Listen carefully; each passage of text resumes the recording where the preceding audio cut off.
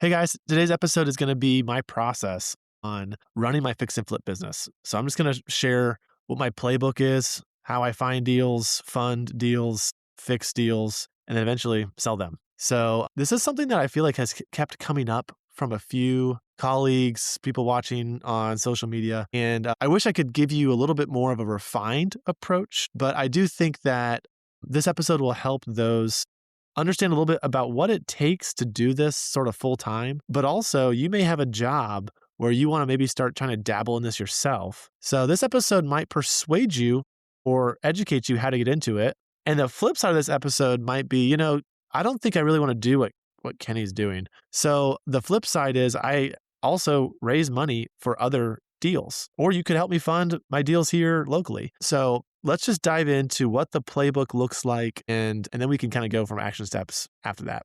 All right. So one of the things I've said over and over is if you want to get into real estate, you have to have one of two things. You either need money or you need a deal or some type of discounted property or land that you can make money on. I mean, when I mean make money, I mean you can add value to it, or you've bought it so low that you can just sell it at market value and make a profit.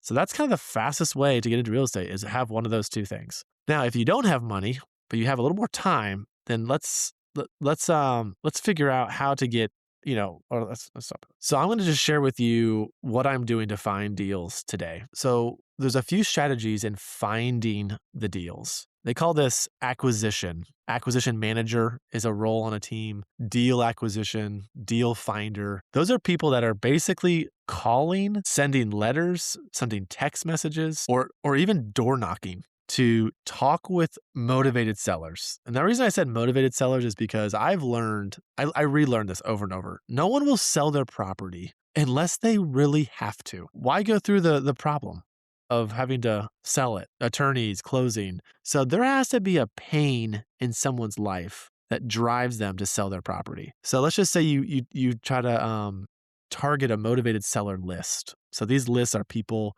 that are going through something in their life that would cause them to want to sell. The one that I focus on right now is what's called notice of default or pre-foreclosure. These are people that are behind on their mortgage payments and don't have to sell it today, but if they don't change something that has happened in their life recently where they've missed a few payments, I think it's like 2 or 3 payments, then they obviously will eventually have to sell. And I've been doing this long enough to realize people never sell until they are at like the finish line of losing their property.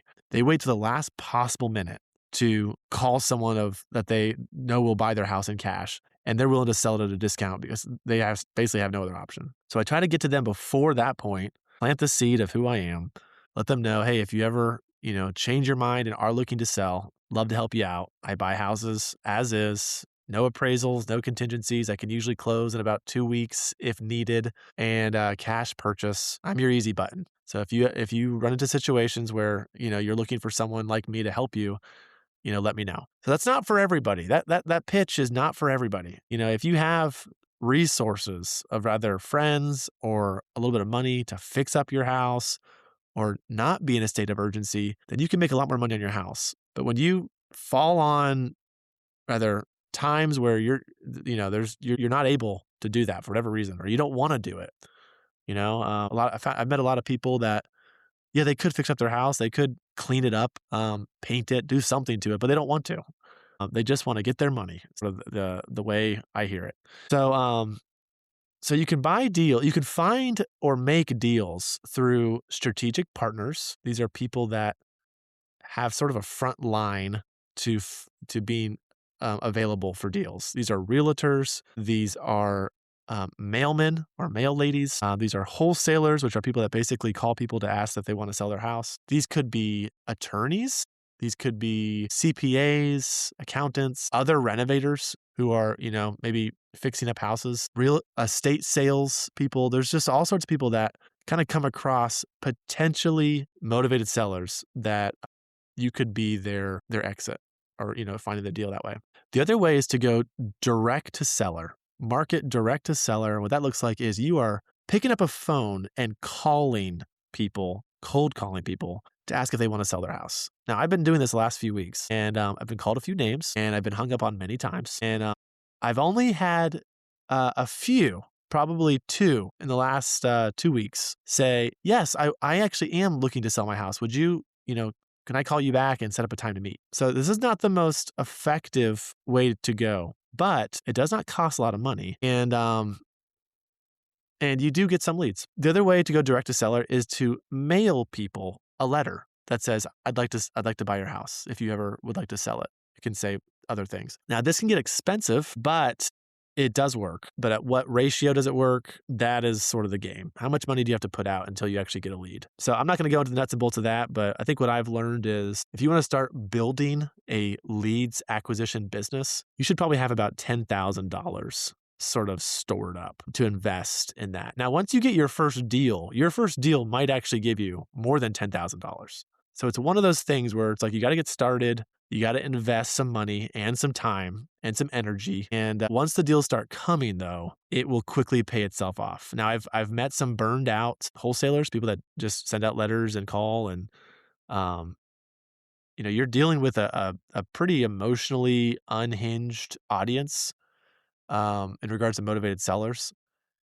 And it's messy, and there's just a lot of life issues going on, and no one's a great communicator in anything. So you got to sort of be able to handle all that, or set up a system that sort of puts you out of the fray, and you're spending most of your time with the warm leads, closing deals, and then selling them. All right, so here is a secret to my success on finding deals. Now, I'm willing to share this with you because I really do feel like it's very hard to copy this, but I welcome anyone to do this and let me know if this works for you. But one of the ways I've been able to probably buy about six houses of the 20 that I've done has been from my wife pushing one of our kids in a stroller, or having her, a baby strapped to her in a carrier, or just walking with another kid, in hand, and talking to neighbors that honestly talked to her first. So there's something very disarming about a mom and a kid walking around a neighborhood that really attracts a certain demographic of people to just go and say hi. I've seen and experienced dogs also being a great way to meet people. But my wife, yet again, I mean, this was 2 days ago, walked around the neighborhood, and a lady came out and just started telling her everything about her life, the house, the flooding in the backyard, how she hates the stairs because she's older and she has to walk up and down these stairs, and she wished she would have bought a house with no stairs, but it's, too expensive to move now because there's no available houses, but she would move if she could. So all of these things. So I was able to get in touch with this neighbor, and lo and behold, we're setting up a meeting to look at the house, and I have a house that I'm fixing up that's a single story house, somewhat ideal for a elderly lady. So we're going to see if we can figure out how to make the numbers work on this. But if you've run out of ideas on how to find houses, and you have a girlfriend or wife that is able to walk around a neighborhood, maybe have her have mace or a blowhorn or something just in case it's the wrong neighborhood. That's probably the key, is finding the right neighborhood to do this in. But that is a way to find houses. So we're moving on to funding the deal. So you might say, hey, I have no money. I can't get into real estate. Well, I would say 98% of all my deals have been funded through other people's money. And the one deal that I funded on my own was through a HELOC, which I put an episode out, probably first 10 episodes was the power of a HELOC, home equity line of credit, and basically borrowed money from myself through the equity of your house. So you can do that. Other than that, every other deal has been funded through someone else's money, and actually very rarely have been funded through financial institutions. They've mainly been what's called private money lenders, people with money who have let me borrow their money, loaned me the money, so that when I paid them back with an interest payment. So one of the things I like to tell people is, right now, whoever's listening to this, 3 people that will actually give you money. I guarantee it. If you were to ask 3 different people in your life, hey, if I found a deal, I'm starting to buy real estate, or I'm starting to build a business, would you be willing to help sort of get me started and fund something that I'm looking at? If there's money to be made, I'd love to make that deal happen. And I need I need capital to make that happen. Would you be interested in that? Most people would say yes. And then it just comes to like going back to them saying, "Hey, I found something. Do you think you could I'm seeking, $50,000 or someone, would you know of someone that might have that?" And you might say, "Well, what am I going to pay him back?" I would say a safe number is 12%. 12% interest only payments. It's a little bit high, but it's going to be much less based on if you go to a bank and all the different fees that come along with it.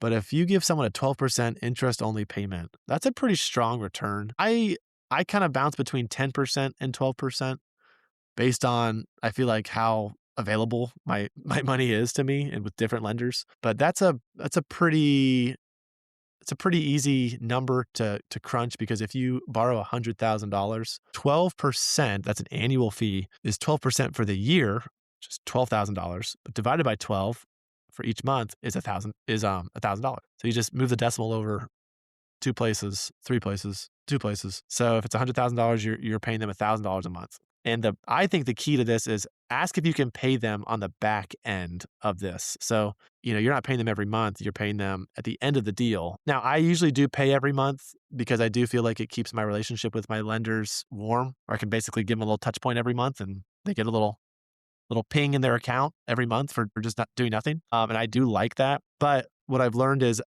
most of them don't even need it, and it actually helps me in my cash flow when you're doing multiple deals to not have to pay that out every month. Now, it is good to work with an attorney sometimes and tie this money to the property if they give you if they give you more than $100,000, it's probably in everyone's best interest that it's tied with a promissory note to the property. Basically, it's kind of like a lien on the property where you can't sell it without that being paid off with it.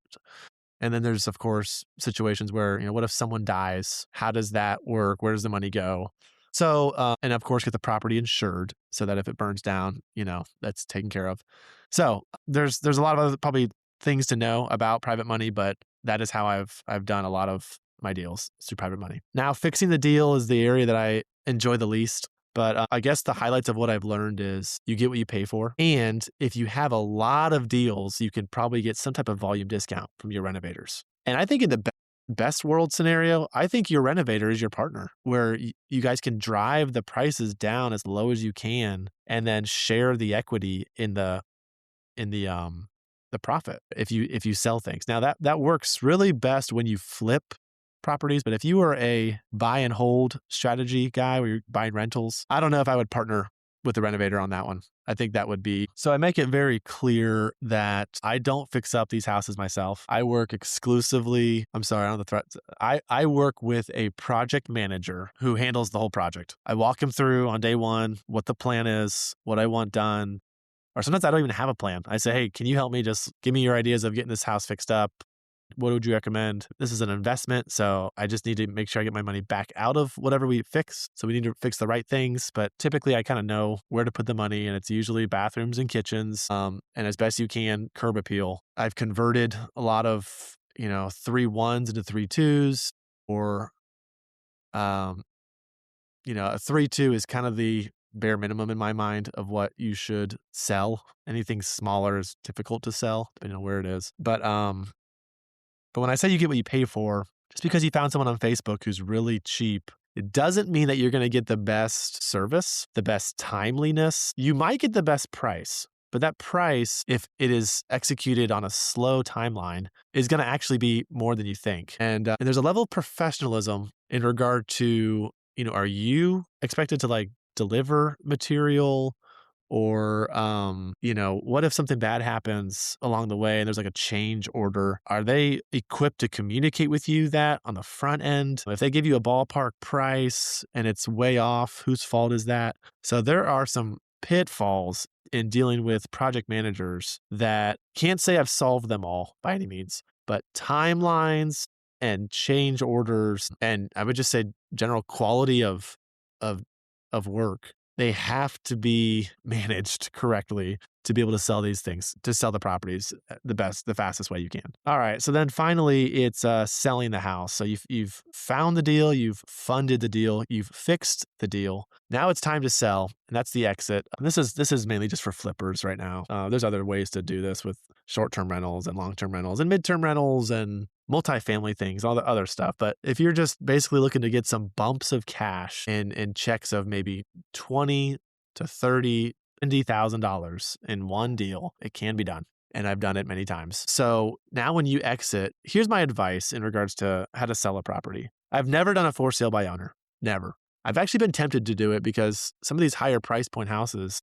the realtor fees are, high, 20,000 plus dollars. But I do believe in the power of relationships. And why not, when you have a deal with money to be made, why not bring as many people as you can, not for the sake of just giving all your money away, but increasing your relationship and your network with people, because what you want is you want people to bring you deals. That's kind of the goal, is you're no longer finding deals. Deals are kind of coming to you. And having a realtor on your side, I think, is essential, and even realtors, plural. But why would they bring you a deal? What makes you special? That's what I've learned, is you're kind of not special to any other realtor unless you are just a really easy closer who has a lot of money and can close really fast, and you know how to decisively say yes or no to a property. Realtors probably do like that, so that could be you. Or you're working with a realtor to give them money through their services to sell a house, and that's how I sell my houses. And once it's listed, I really try my best not to worry or even put energy toward that house anymore. I kind of turn it over to the realtor to do their job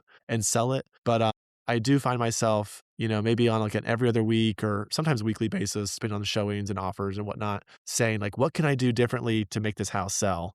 Because they may not be proactively doing things. Well, we got a lot of feedback about this. This fridge is on a slope, and it's just really annoying because people are thinking that all the floors are sloped, but it's this just one spot in the kitchen. And it's like, well, could we like shimmy up the back side of the fridge or do something that doesn't look quite as obvious?